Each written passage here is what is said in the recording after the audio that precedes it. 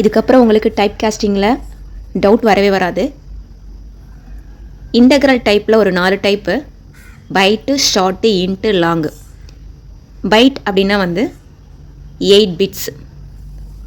Okay, இப்போ என்ன பண்ணுறேன் அப்படின்னா, இந்த பைட் வேல்யூவை ஷார்ட்டில் வந்து நான் ஸ்டோர் பண்ணணும் அப்படின்னு நினைக்கிறேன். ஓகே, ஷார்ட்டில் அதோடைய சைஸ் பார்த்தீங்க அப்படின்னா 16 பிட்ஸு. அப்போ 8 விட அது அதிகம் தான். அப்போ அதிகமான ஸ்பேஸ் இந்த இடத்துல இருக்குது.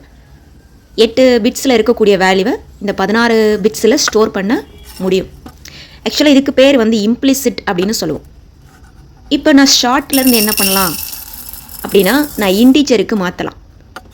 ஏன்னா இப்போ இன்டீஜருடைய சைஸ் வந்து பார்த்தீங்கன்னா 32 பிட்ஸ் தான் நான் கொடுத்துருக்கேன். நான் கொடுக்கல, அதோடைய எக்ஸாக்ட் சைஸு.